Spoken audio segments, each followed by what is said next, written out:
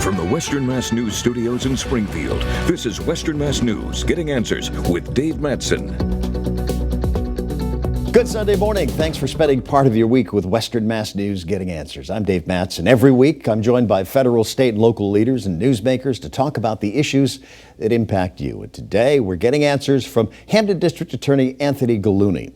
We're going to look at cold cases in the county, including ones recently closed, discuss repeat offenders and how the DA's office is working on that issue, and of course, the impact COVID-19 has had on trials in the district.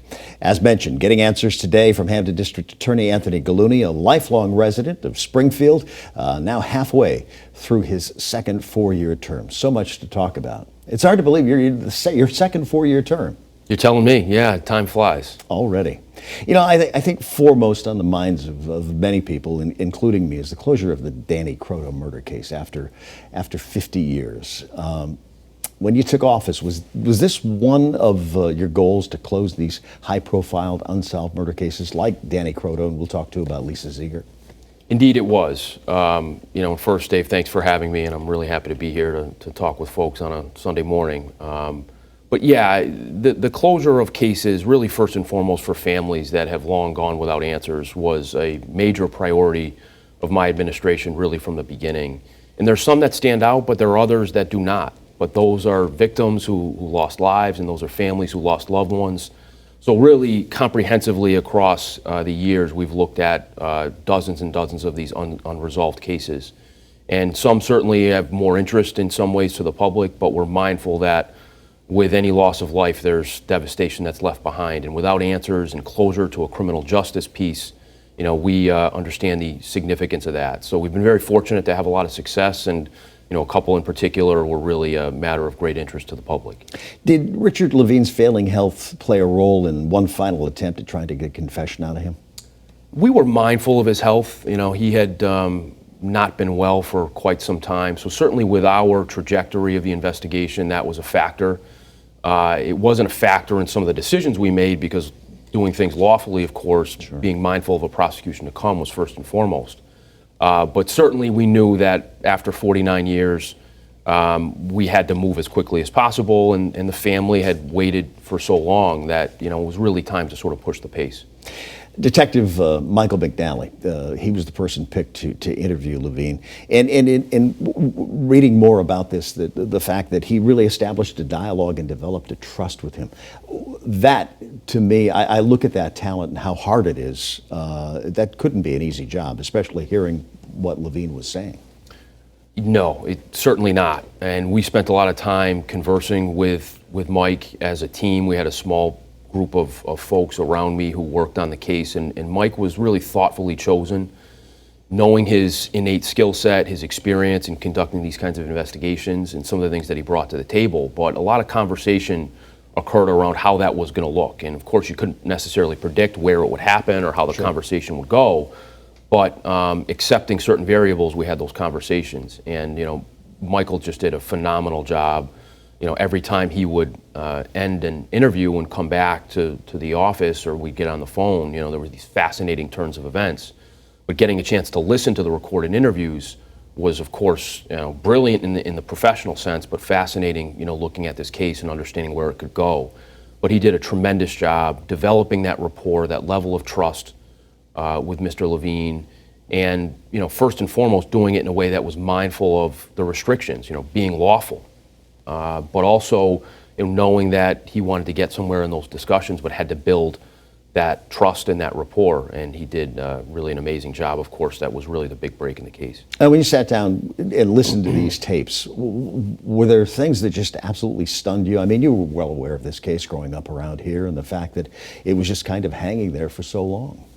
Absolutely. And, in certain cases, growing up in Springfield and being here my whole life, you know about certain aspects of them, or you think you do, and getting into office as district attorney in 2015 and getting a chance to work on these cases provided, of course, this different perspective. But as Detective McNally spent time speaking with him, first and foremost, the fact that he engaged in a meaningful way was surprising to us because, in doing this work for a little while now, most folks are not going to speak to law enforcement. And of course, again, given concerns about lawfulness, Mike was very upfront about who I am and why I'm here. I'm a state trooper with the district attorney's office investigating the murder of Danny Croto. So Levine knew why he was there, but continued to converse. So that was first and foremost the surprising thing. He's engaging.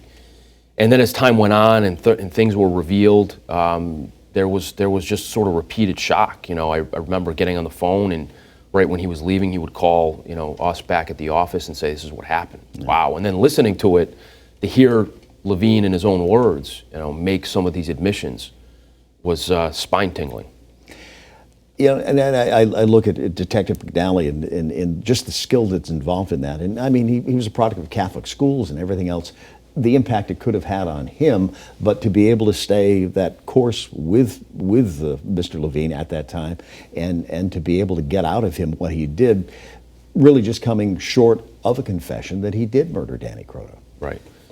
I think if you talk to Mike, I mean, it's exhausting, because you're in that situation. Imagining, I didn't have that opportunity, but talking with Mike extensively, you have all these different filters in your mind, right? You're thinking about what I want him to say, hopefully, what I can lead him towards in a lawful way. You're thinking about the law and where my constraints are. You're thinking about building that trust initially. You're thinking about making sure that you're, getting to the point of things. And of course, with Levine, he would sort of go off on tangents at times. So it takes a tremendous amount of skill and experience applied to that very moment, and it really exhausting with all the thought that's put into it. And, for Mike in particular, doing such a phenomenal job, but this is what really good police detectives do. This is the good work that they do to solve all kinds of crimes. Sure. And it involves a tremendous amount of intellect and skill and experience. Had Levine lived and gone to trial, do you think you could have got a conviction? We do. Yeah. We do. I mean, I made it very clear to the public at about 3:30 on Friday, the afternoon prior to Levine's death, I authorized the charges. So ethically, as a prosecutor, I had to have a good faith basis to believe we could prove these charges. And I think based on his admissions and the other information, some of which I talked about publicly, we had a very good shot to prove that beyond a reasonable doubt at trial. That was the intention. Let's talk about the Lisa Ziegert case now. I recently saw the program on forensic files. So this case is not only fascinating this area, but this country, and how you came about bringing in a suspect and making an arrest and ultimately getting a confession from Gary Shera. Again, I feel incredibly fortunate. We had a great team on the Ziegert investigation. A lot of work had been done, of course, over the many years prior to or after her death in 1992. But we really kind of took a fresh approach in 2015 when I came into office and assembled a team. And as we all know from sports and other endeavors, the people who do the work, the people who are there, they really matter. And we put together some great investigators from Noah Pack with the state police to Mark Fow from Agawam and Beth Ferris in my office. And, that was a very different case than the Croto case. Had an abundance of forensic evidence. And we did some different things, from the Parabon snapshot to having the composite sketch of an offender, knowing the phenotypes, the hair color and eye color and so forth, which occurred in 2016. And then we exercised a kind of uncommon legal maneuver to try to compel individuals who stood out based on what we knew about them relative to Lisa's death, to get them to provide their DNA. And that process, Gary Shera was a part of, and ultimately led to his penning, several documents that really amounted to a very firm confession. And, there again, we arrested him and were prepared for a prosecution, and I was handling the case. And it ended up being a discussion about his taking responsibility in the form of a plea. And we believe this had to be and was a first-degree murder, and he had to go to prison for the strongest possible sentence the Commonwealth allows, which is life without the possibility of parole. And he ended up, of course, as everyone knows, accepting that, and I presided on that plea. And just a remarkable moment, and really what makes it so rich and so important to all of us who worked on the case was the Ziegert family. I mean, just incredible, incredible people who have suffered so much, but remained throughout the process resilient and patient and steadfast. Just amazing people. And the hope you've given to other families where there's so many cold cases. I'm just surprised by the number of them still. There are, and every year there are cases that police at the front lines just can't solve for various reasons now. Sure. And those are never forgotten about. They never collect dust. But certainly when you look at someone like Dee Ziegert, who since Lisa's death in 1992 has kept Lisa's memory alive, but really sought to provide hope and strength to other families who have lost loved ones, whether the cases are solved or not. And really in this work now, since the case has been closed, Mrs. Ziegert, Mr. Ziegert, and the whole family continues to do that, to provide hope to families that might have been in a position like where they have not gotten answers. But provide strength and provide hope, and that's an important mission for them and for us as well. Well, we're going to take a break, and when we come back, the Gulluni and I talk about the Springfield Police Department and Department of Justice report about brutality and misconduct. Stay with us. Welcome back to Western Mass News Getting Answers. My guest this week, Hampden District Attorney Anthony Gulluni. We talked about a lot of things, but one of the things I do want to touch on is what is the latest on the death of a DYS staff member? I know a juvenile resident now charged with that murder after an alleged assault. Where's that stand?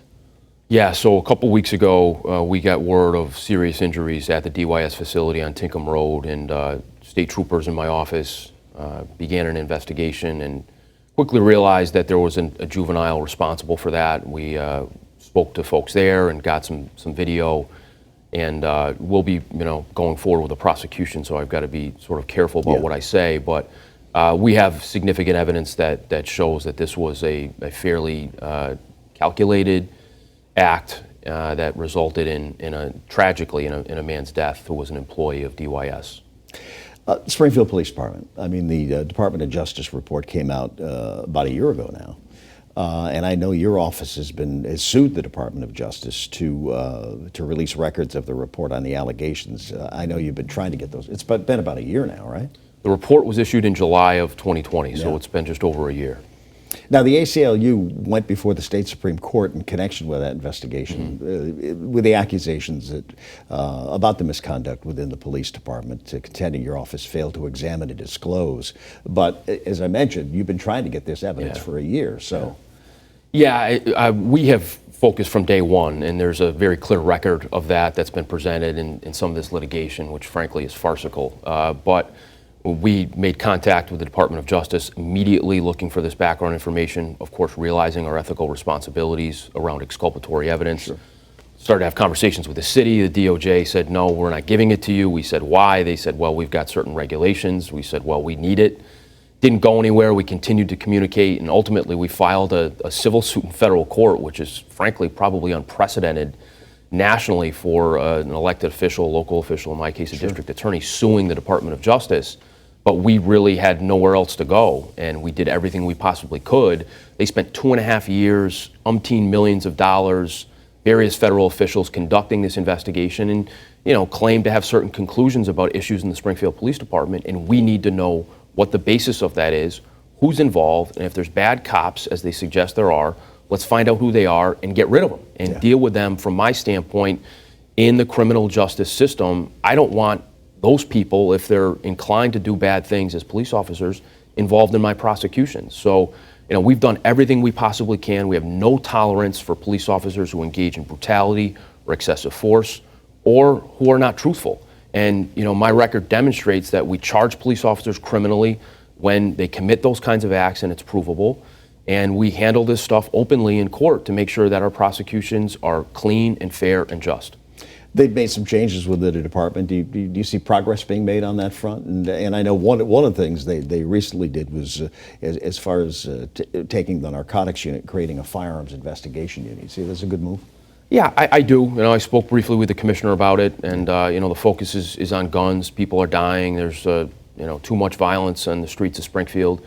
But improvements need to be made, and we've got to make sure that we have a police department that serves its citizens as well and as fairly as possible. And frankly, in the events of the last year, nationally, there's an emphasis on this stuff now, as it should be. We have to get it right, we have to do it right, and we have to make the reforms to do so. Let's talk about your gang task force. You went after the Knox Street gang a few weeks ago. Where do things stand when it comes to dealing with gangs in Hampden County, as opposed to when you took office, about 6, 8 years ago, almost 8 years ago? Yeah, there's a level of violence that, frankly is concerning. I think there's been a progression. You see younger and younger individuals committing these acts of violence, which is really scary and tragic. So we've dealt with this in a couple different ways. We've dealt with it on the front end, trying to educate young people, prevent violence, help them make better choices through a lot of our community outreach, engaging with young people in a favorable, positive way, saying this is law enforcement. You may have a certain impression, but we're here to help. We're here to engage with you in a constructive way. But certainly, my foremost responsibility as district attorney is public safety.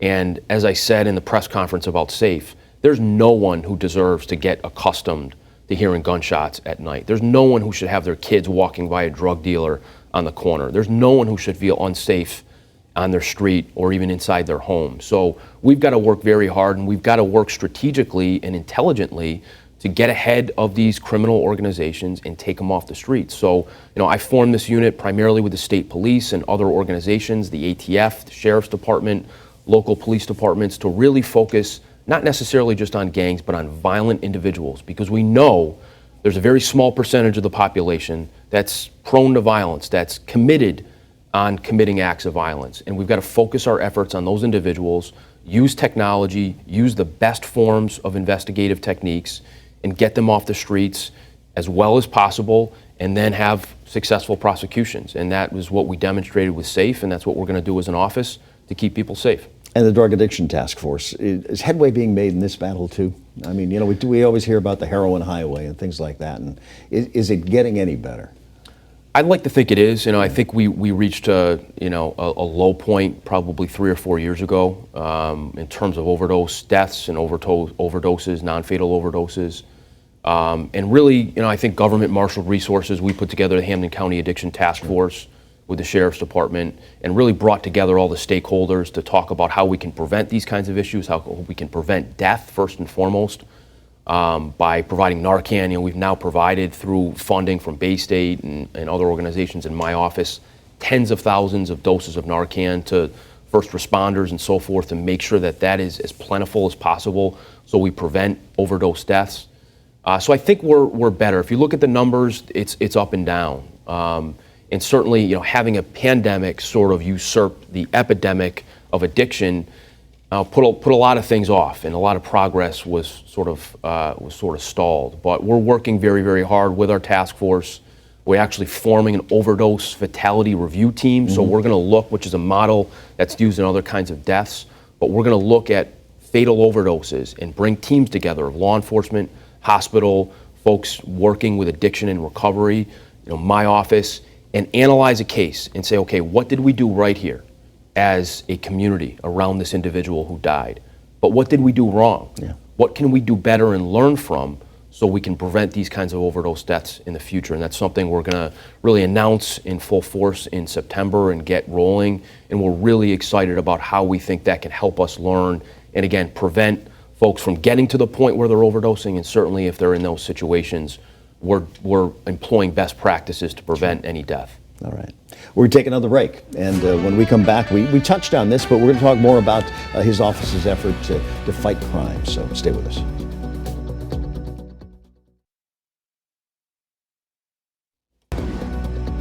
Welcome back. My guest this week is Hampden District Attorney Anthony Gulluni. We talked about this a little bit, offering many initiatives when you took office, developing community building and outreach, crime prevention and education, and focusing on the smart prosecution of violent offenders. Let's talk about some of the progress that you've made on those fronts, because I know how important that is to you. It's the core of my job, right? Yeah. I think that's why folks elected me, is public safety. And, I'm really proud of sort of what you touched on, Dave, and we talked about it in the campaign. It was something that I thought of through my experience as the way we're going to serve the public and best reach the ends of public safety by doing progressive things. Our young adult court that launched about a year ago, the Emerging Adult Court of Hope, taking young people who have been ensnared in the criminal justice system as juveniles, they become adults, they've really had no foundation. They've had no shot, right? Just no support systems. Sure. They were born into really tough situations.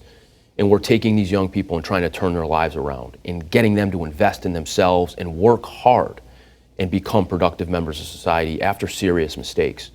The community outreach, the very robust community outreach stuff that we do, in schools every day, and, working on programs like Hoop Up Springfield, where we bring in kids for 3-on-3 basketball tournaments and pair it with a job fair. You're building trust, right? We're building a relationship with young people, particularly young people who might not be inclined to sort of respect law enforcement or look fondly upon law enforcement based on the experiences of themselves and their families, but also just getting kids engaged in positive things and getting them involved in work and understanding that, hey, I can have a future, right? I mean, that you got to have hope for young people. If there's no hope, then you're going to have real problems with what they do with their time. But also the other side of it is, this is the balance, which is safe, really focusing on those violent individuals and getting them off the streets. Specializing all our prosecutors in our office to focus on particular types of crime. Special victims unit, where we're talking about kids and disabled persons being victimized. We're talking about guns and drugs in particular. Violent crimes unit. So we've got really great assistant district attorneys who serve the public diligently every day, specializing on certain kinds of cases, so they're more effective and they're more efficient. And we're doing our best, certainly in concert with the court system, to make sure that individuals who commit serious crimes and have done so repeatedly and are threats to public safety are dealt with appropriately. And then, at other levels, we're working with people, with our drug court that we founded in partnership with the trial court in 2015. The Veterans Court out in Holyoke District Court, veterans who have committed offenses. We have an obligation to help them because it's their service in many cases that has resulted in these issues, right?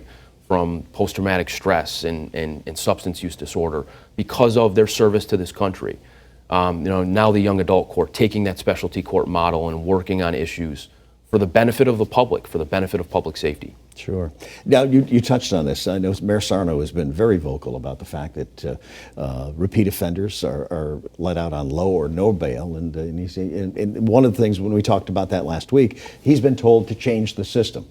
Easier said than done. It is, it is. And I've been probably a less vocal critic in some situations. I understand the frustration. My being in the system and seeing it, there's nuance.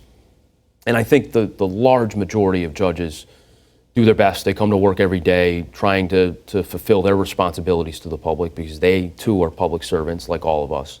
And when I've been frustrated, when I think there's an injustice, when I think there's a threat to public safety, I've spoken out about it. I try to do it respectfully, and I try to do it in a way that's constructive because we want there to be changes. We want the entire system to work for the public. Again, that's who employs all of us. That's the public, from judges to politicians, to district attorneys, to prosecutors, to the mayors, to everyone. We're all working for the public, and we've got to work in concert to make sure we do our best work. Hard to believe that we are just about out of time.